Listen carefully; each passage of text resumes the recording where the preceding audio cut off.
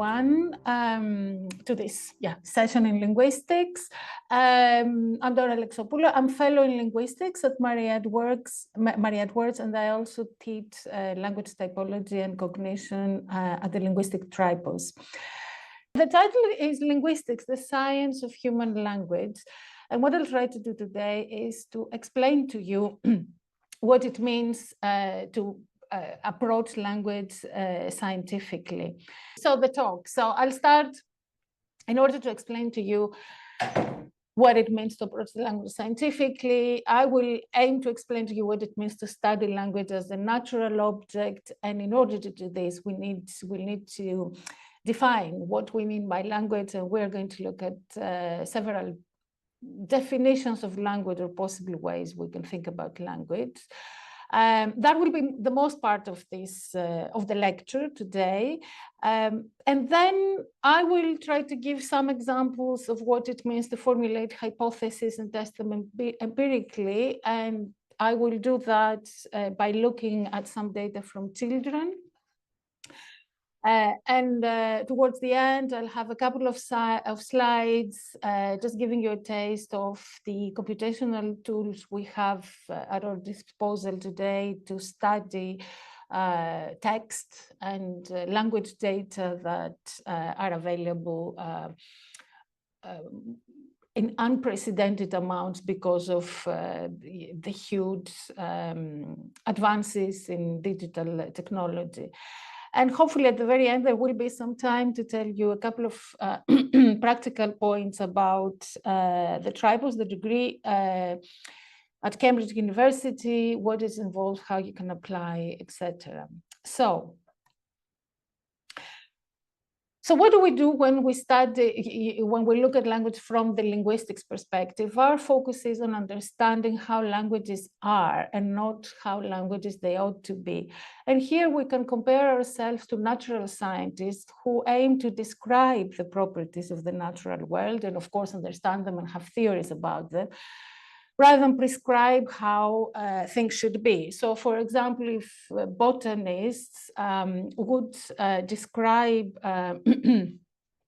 the number of petals roses have, how many, their colors, their shape, etc., but they're not going to come up with rules and prescriptions on the number of petals a rose should have, or its shape and color. So we are approaching then language in this same spirit, not to tell people how to speak or what they should, how to speak or what they should say, but rather looking at what people, what people do and trying to understand how languages are.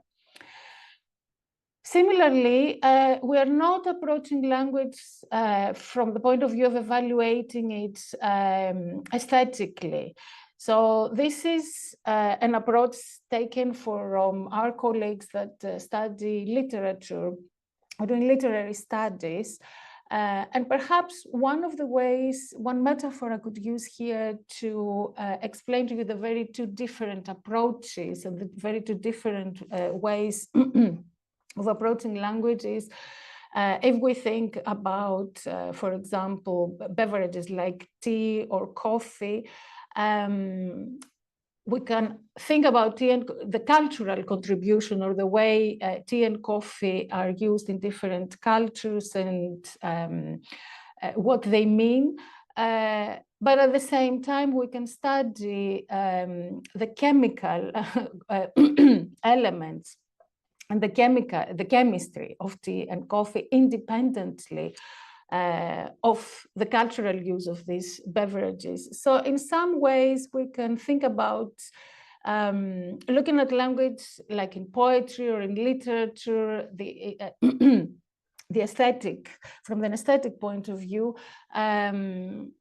is quite, we're just looking at it in the context of culture, and that aspect is quite separate and quite independent from the properties of language, if you like, the codes, the properties of the code we use in poetry and in literature, in a way similar to the chemistry, the chemical consistency of coffee and tea is quite independent from the function of these beverages in different cultures.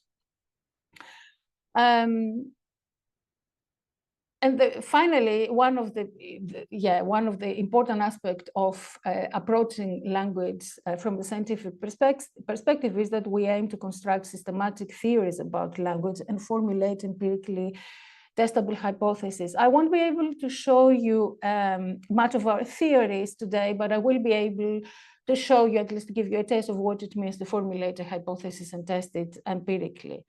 But in order to understand what all this means and explain it, we need to start by defining our terms.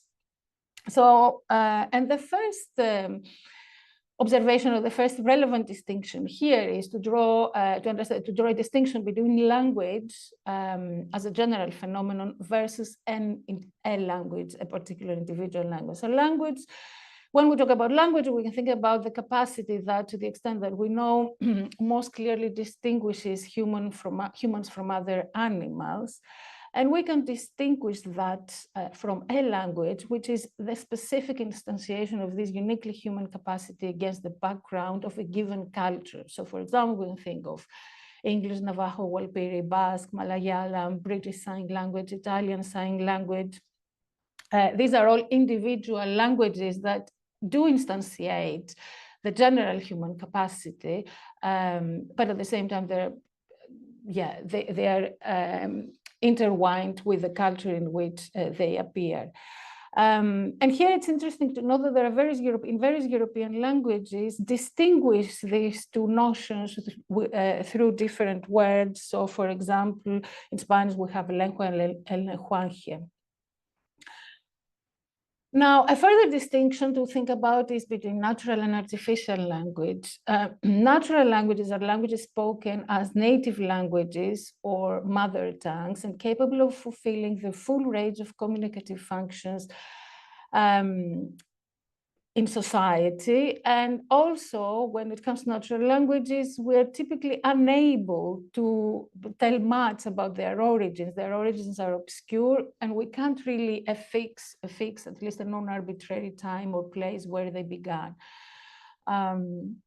So this is true of all the individual languages, the individual natural languages we know of. And this contrasts with artificial languages, which are languages designed for some specific purpose. They're restricted in terms of their functions. And we can usually say when and by whom they were invented. So for example, here we can think of the language of logic that was invented by Aristotle, or the wide range of computer languages that have all been invented from the 50s onwards. So when it comes to linguistics, linguistics is about natural language. So linguists study natural language in general, and not just individual natural languages, with the aim to understand what what's distinctive about human language. And when approached this way, a dominant or a central question for linguistics is, do natural languages have something in common that is not shared by other systems of communication, so something in common that is distinctive of the human capacity for language? So while we are in this, while we're defining our terms, we also need to distinguish between different approaches to language and languages. As it happens, exactly because we use language in an everyday communication, there are many, many different ways to approach language or to think about language. So we can have normative or prescriptive perspectives. So these are familiar rules that you might be familiar with, of the type, don't end a sentence with a preposition, don't split infinitives, etc.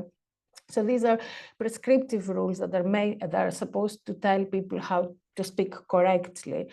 And there are sometimes, in different countries, there are institutions that focus on these rules. And for example, like the Queen's English Society. We can think of language teleologically, like I'm learning Catalan this year, so as an object that we are developing, around which we're developing knowledge. But another interesting and also very crucial perspective here is the socio-political perspective. And in this case, we look at, this perspective takes account of a distinction that it is often politically important and typically relates to the distinction between a dialect versus a standard language. I don't know whether the word dialect and standard language are familiar to you, but for example, we can think of the Greek spoken in Greece as the standard Greek, and the Greek variety spoken in Cyprus as a dialect of Greek. Or we can think of German spoken in Germany as the standard language, and Swiss German, the German spoken in Switzerland, as a variety, as a dialect of standard German. Now, from the point of view of linguistics, there isn't any, there aren't any criteria by which we can decide what is a standard variety and what is a dialect. Linguistically speaking, all natural language systems are equal. They have systematic phonological, morphological, syntactic, semantic, and pragmatic characteristics. These are technical terms to basically say that all natural language systems have organized in very similar ways their sounds, the way words are put together into sentences. So and the way meanings are derived from those sentences. So there's a lot of commonality in those characteristics, and as far as we know from the study of language typology, they all appear to be of roughly the same level of complexity. So in other words, when we think of the dialect and the standard variety, politically, there is an implicit hierarchy there. However, if we look at it from the linguistic point of view, there aren't any linguistic criteria by which we can distinguish or we can decide what is the standard and what should be the standard and what should be the dialect. So from that point of view, the dialect versus standard language distinction is artificial. And there is a very famous by now quote from Weinreich from 1945 saying a language is a dialect with an army and a navy. And this quote basically takes home the idea that the distinction is really about the politics and societies and the way they are structured and the way they might link certain varieties, certain linguistic varieties and certain natural languages to political and social hierarchies. But there isn't anything inherent in these varieties that will make one a standard variety or the standard language and the other one and another one a dialect. Now, when we think if we think a little bit more about this notion of standard language, we need to acknowledge that it is actually a type of idealization. And it is a notion that is actually constructed by language planners. Because in reality, no given language is homogeneous. Quite a few centuries ago, Hermann Pohl had already noticed that we must in reality distinguish as many languages as there are individuals.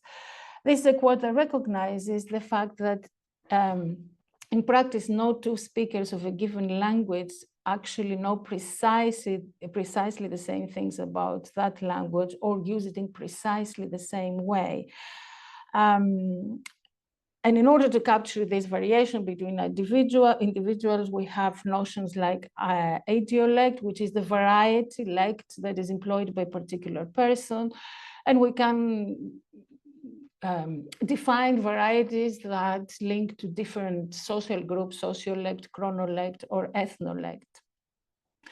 But what is interesting here, when we start looking at this variation, we start moving away from language as as an idealization, and we're looking much more, we're starting thinking about the speakers that use the different varieties, or they know the different varieties. So one very, at this point, we can consider Atkinson's definition of an English speaker. So here we're moving from the language to actually to the speaker of the language. And she says, the person in question has an internal system of representation, the overt products of which, utterance, production, and comprehension, grammaticality judgments, in conjunction with other mental capacities, are such that the person is judged by those deemed capable of judging to be a speaker of English. So here we have two important points to be made here, that somehow now the language is something, it's a system of representation in our minds around and related to individual speakers. And there is also the judgment that in order to be a speaker of English, you need to be judged as such by other speakers of English. So this detour and this review of the different definitions of language that I have already included also suggests that, well, there are a number of different ways to look at language, but also defining a language isn't as simple as it might initially seem to be. And therefore, it might be more productive to try to understand what language in general is, so that we can then define a language as a specific instantiation token of this more general entity or type. Mostly terms like English, French, etc., have a primary sociocultural sense. So the view of language that modern linguistics aspires to, and certainly the linguistics the approach we have at the Cambridge Tripos, we can call it the cognitive view of language, where we can define language as a form of knowledge. And view language are uniquely human language capacity as part of our general cognitive makeup. Now, so we can think of it cognitively as a form of knowledge. The next question is, but what kind of knowledge? What are these representations Atkinson was just mentioning? So in order to start getting an understanding of this knowledge, we can start looking at or asking, what is it that a native speaker of English knows when they are able to process and understand or use the language? Okay, so we can look here at three examples. I have fish, fish, fish, fish, fish, love, loves to love, love. So the first were just silly sentences of English that I imagine you have not heard before. The third one is a well-known quote from Ulysses, James Joyce Ulysses, but equally it does look like, it also looks like a word game. So how is it possible? How is it, how can English speakers understand these sentences? So you probably have not heard these sentences.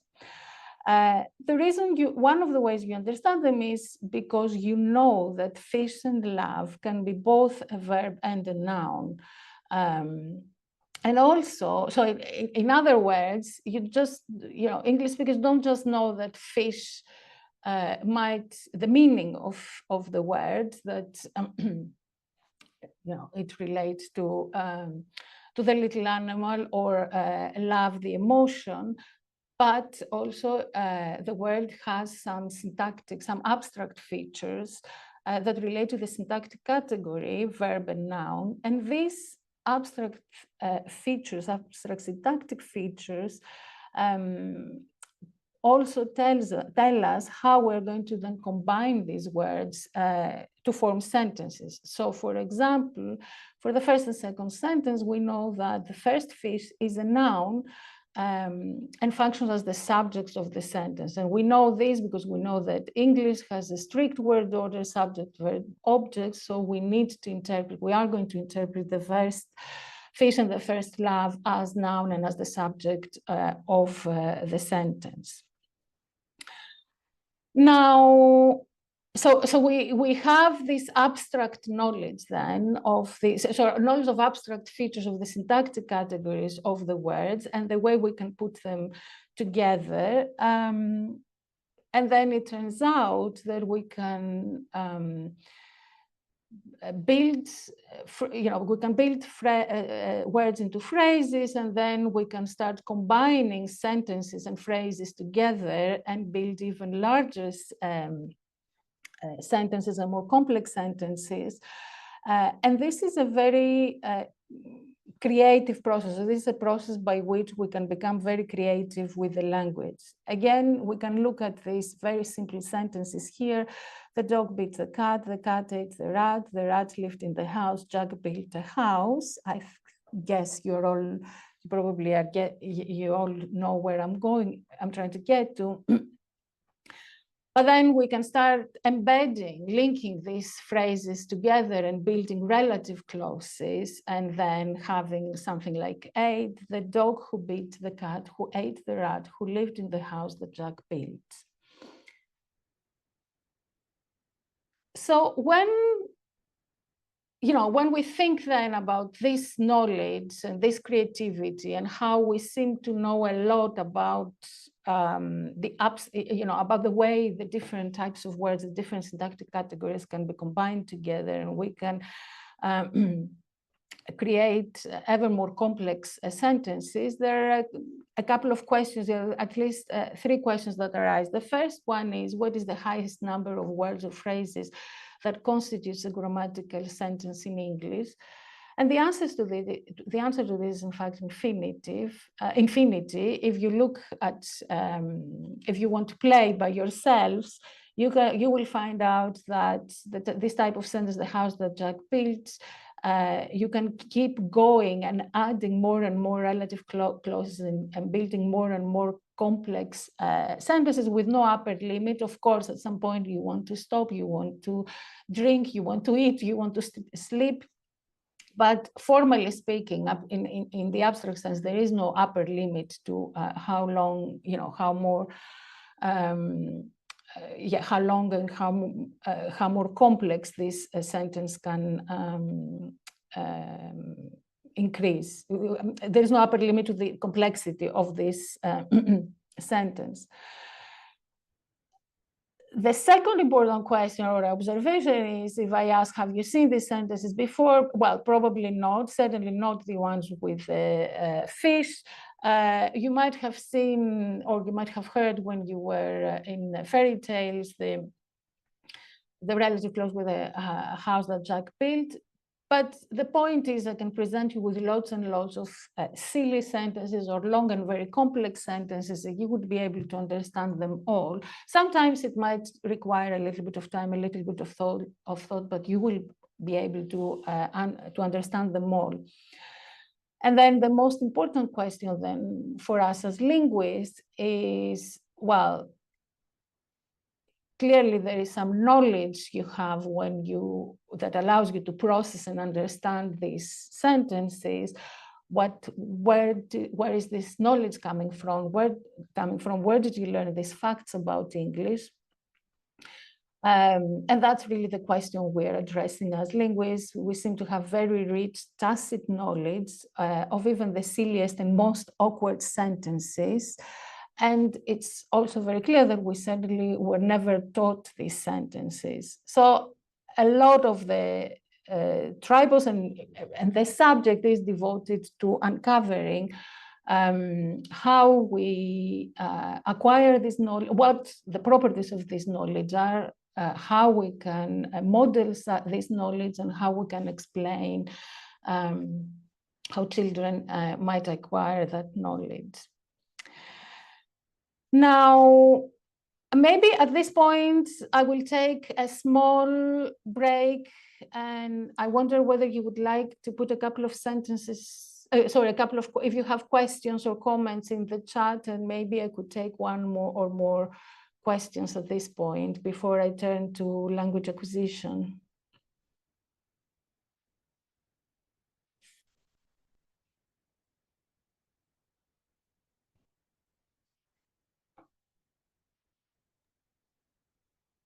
Been keeping an eye out on the Q&A. Yes, There's nothing in there at the moment, but please do feel free to ask any questions you have at the moment. If anyone does have any, we'll give it another little minute. And your questions, I mean, questions that we can ask we can look at the end, anything to do with the subject and more in general, but okay, why don't I move on, and maybe you can ask later if there isn't anything burning at the moment. You know, anybody. Okay. Now, okay. Another important aspect of approaching language scientifically is to be able to formulate hypotheses and test their predictions empirically. And that is, again, a lot of what linguists do, formulating hypotheses and testing their predictions. Now, one very early hypothesis we can consider here, just to illustrate what this might mean. We can go back to the last century, actually, and consider some ideas some hypotheses that have come from the behaviorist psychology, and in particular Skinner, who and consider the hypothesis that language as a system can be learned by imitation, conditioning, etc. So, you know, stimulus response in the same way that animals might learn through conditioning. You know, they might associate, for example, a specific light or a specific sound with food or some other stimulus. Now, you know, if we are going to apply this hypothesis to language, one prediction we might make is that, well, if children learn by imitation, then we should expect children to only use language that they have heard from their parents and their carers. So they should only be using language they can imitate from the input they're exposed to, and we shouldn't be hearing from children anything that deviates from the input, that is not, at least as a chunk, is not in any way reproducing something from the input. Now, this, you know, we can take this hypothesis and just then look at, and this prediction, and look at two sentences here that come from 3-year-olds. Why don't you get some expensive money? And the second one, which is very, very funny, I find, Daddy, did your hair sleep? And this is a 3-year-old talking to their bald and bearded dad. I'll show a few more examples of how, I think these examples already tell us that what the children are doing here and what they are saying, it could not have been something they have heard. So we already see the creativity that arises in their process of learning the language. And I'll show you a few more examples later. But this is a way in which we can look at the data and consider hypothesis and prediction, and basically conclude in this particular case, and also with more examples that will come in the following slides, that the behaviorist approach and the idea that children learn through imitation is false, because the prediction that we would only then hear from children what they have heard from parents and carers is just not confirmed. But then looking at the data, you know, these kind of sentences are very interesting because they tell us, they are a window. We can start thinking about what is it what is the route, what is the trajectory, what is the process by which children learn. And I think what these two examples show in the first case is that if you kind of think, okay, what is wrong or what is not as like the adult like languages, that we don't have really a core grammatical violation, but it seems to be, the issues seem to be more semantic, and they actually seem to be more related to perhaps the world knowledge and how much children understand money, or actually to what extent children understand what it means, how people get bored.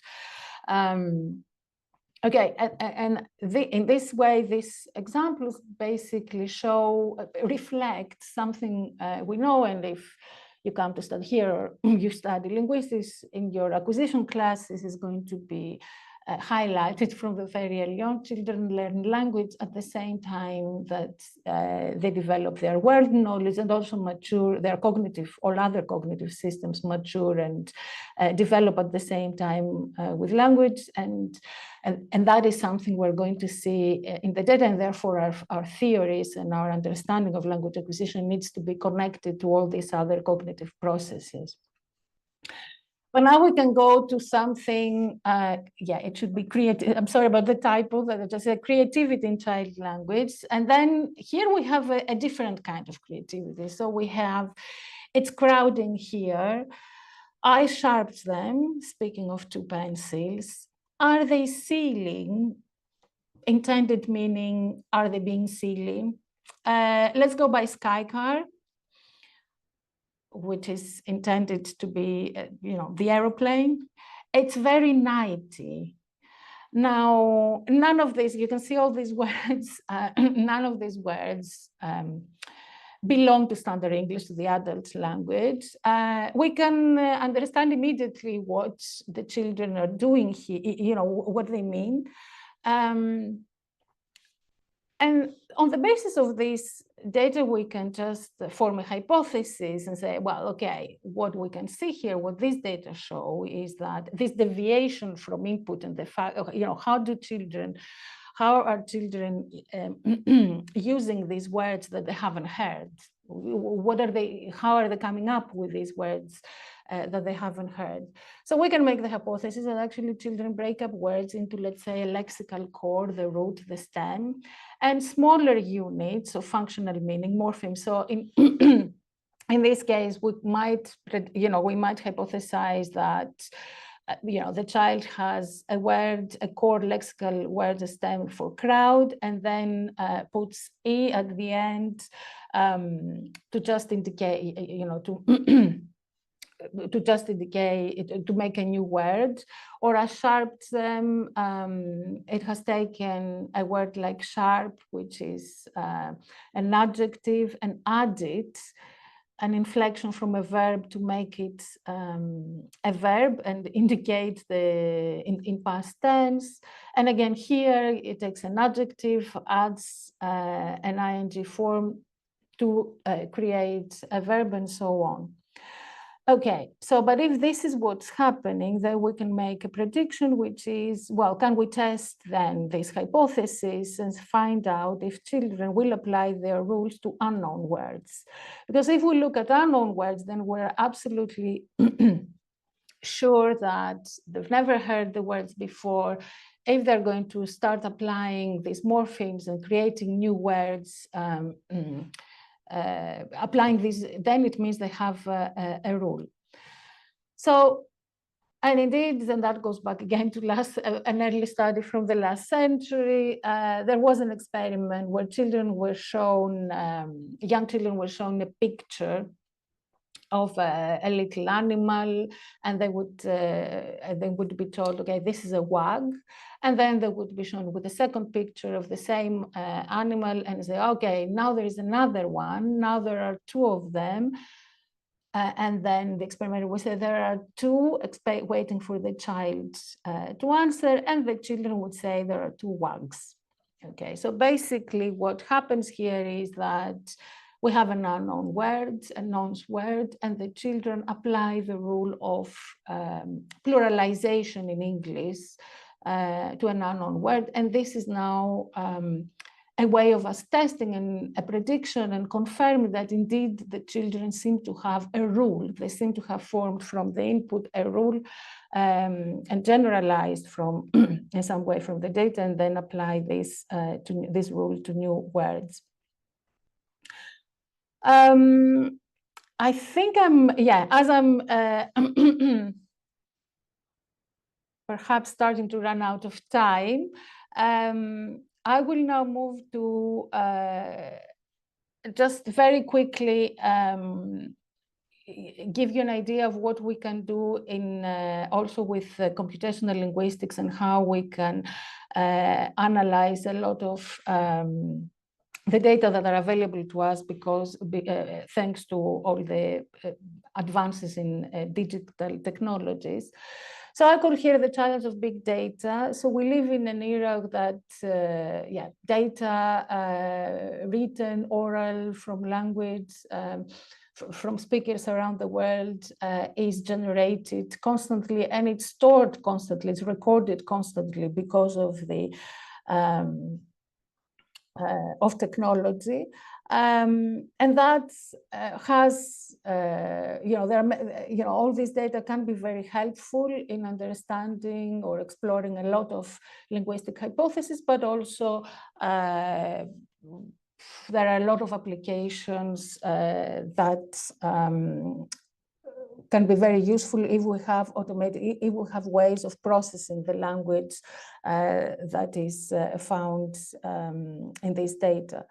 And we do have tools. So the question is, how can we extract information about linguistic structures from these data, subjects, how can we get information about subjects, objects, verbs, questions, relative clauses from these large data sets? And as it turns out, there are very strong, very good tools. Natural language technology provides us with a lot of tools for automated data processing. And I just want to give you a short example of a parsed sentence. So we now have parsers and part of speech taggers and tools that will automatically be able to take a sentence like, she bought the new book. We have these automated tools now that can tell us, that can automatically give us the part of speech, the grammatical category of each word, and also give us the structure of the sentence. So for example, information that she is the subject, and then the verb has the new book, takes the new book as an object. And these tools can be very, very helpful, both for linguistic research, but also for applications that have to do with natural language processing. So at this point, this concludes the core of the lecture. And I hope you got some idea of what, some idea and some examples of how we approach, of the questions we ask in linguistics, what it means to approach language scientifically. And I gave you two examples of how we approach specific data questions and the tools we have in our disposal for analysis.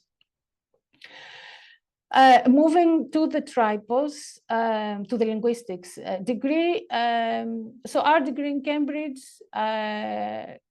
looks at the different, so what I presented to you was mainly about structure and syntax. But of course, we look at all levels of language. So we look at sounds, the phonetics, phonology, the meaning of parts of words, which is the study of morphology, at sentence structure, syntax, the way we build meaning out of sentences, which is the focus of semantics, and also how we derive meaning in context, which is the focus of pragmatics. So we look at all these different levels, and then there are papers or courses that then look for all those levels. They'll ask how children and adults may acquire the information on the properties related to the aspects of language relating to this particular level. So we have papers on language acquisition. We look at language typology, at the degree of variation between languages, how different languages organize the sounds, the words, the structure, and their meanings. Computational linguistics that relates to the automatic processing of different aspects of structure. Historical linguistics that looks at the way languages might change over time. Now, I hope you are starting to get at least a flavor or the sense that linguistics is a very interdisciplinary or multidisciplinary subject, and in fact does draw from humanities, natural sciences, in particular when it comes to the study of the sound system. Math and computer science, when it comes to the more formal models that we have for syntax and semantics, but also to the computational approaches to language processing. And of course, it relates to social sciences. We've already seen the interface with culture and society. So from that point of view, doing a degree in linguistics is going to equip you with quite a multidisciplinary way of thinking about language, but also a lot of skills and that are both quantitative and qualitative, that are drawn from all these different areas. And because of that, if you want to apply for linguistics, we don't ask for a specific A level,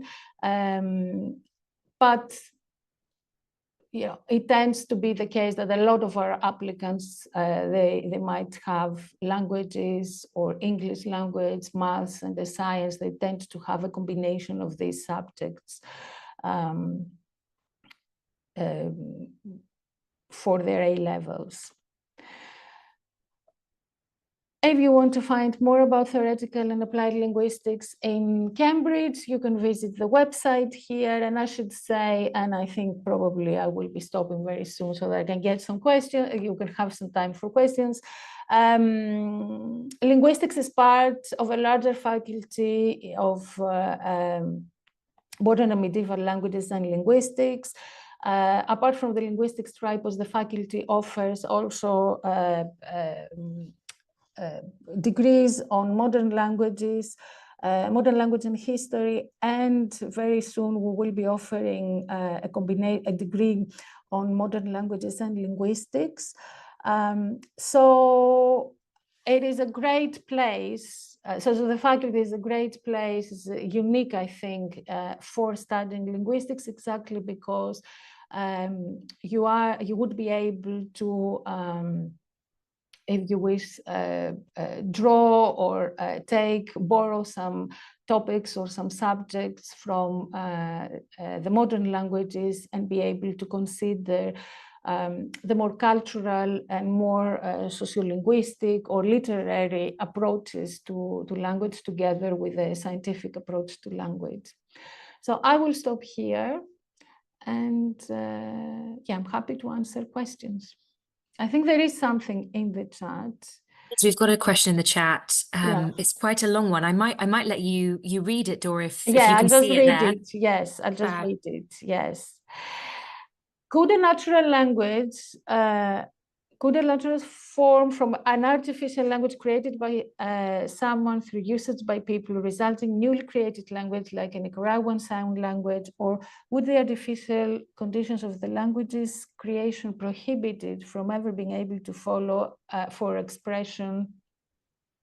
Sorry, be able to allow for expression on the level of languages such as French or English? This is a huge topic you are opening up here. So I'll start with the Nicaraguan Sign Language. I think the Nicaraguan Sign Language, I would call it a natural language.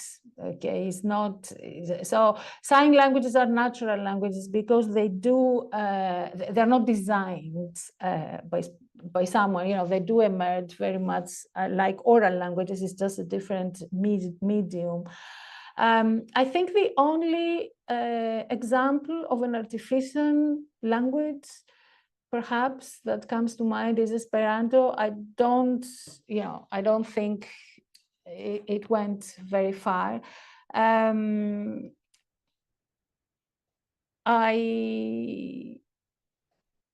think I think that if an artificial language for some reason was picked up, it would very quickly evolve into something, you know, it will evolve and will start looking much more as a natural language. But then it depends on the language, because you can think of something like the Morse code, something like this, as simple as the Morse code. You can think of it as, I mean, it's a code, but it is some kind of communication that would never evolve into a natural language. I hope I answered this. So regarding, I'm going to the next one, regarding the first section and how we can add an infinite number of relative clauses. Is this true for other natural languages? Yes. The possibility, we call it recursion. Recursion is found cross-linguistically, and it is, I've used the examples from English, but these fundamental ways of building sentences, of building phrases, are quite universal. So variation seems to be confined on the on functional morphology, on the way we express meanings like tense or definiteness. But when it comes to these core building principles of structure, these are universal. What sorts of things are we looking for in a linguistic specific personal statement? The personal statement, I think, needs to show that you have an understanding of what linguistics is and provide some suggestion, some information on why you would like to study linguistics, what is drawing you to the subject. Fantastic. Thank you so much, Dora. That was excellent. And I hope everyone's enjoyed it. Just to let everyone know, this will be on our YouTube channel in the coming weeks. So you can, if there's anything you want to sort of watch again, you absolutely can once it's up there. And please do feel free to email the outreach inbox, the email that you received this webinar link from. We can answer further questions. Oh, we've got one more question here. Oh, someone's saying thank you. And we, again, just to say again, please do feel free to come and visit us on the 4th and 5th of July for our open days. Please do come by Murray Edwards College. We'll have our directors of admissions there, student ambassadors, and there'll be tours of the college. We'd love to see you there. So great. I will say a big thank you to you, Dora. That was excellent. And yeah, you're very welcome. Wish everyone else good luck with their studies and journeys onto higher education, if that's what they're planning to do. Okay, thank you. Bye-bye. Good luck with the exams.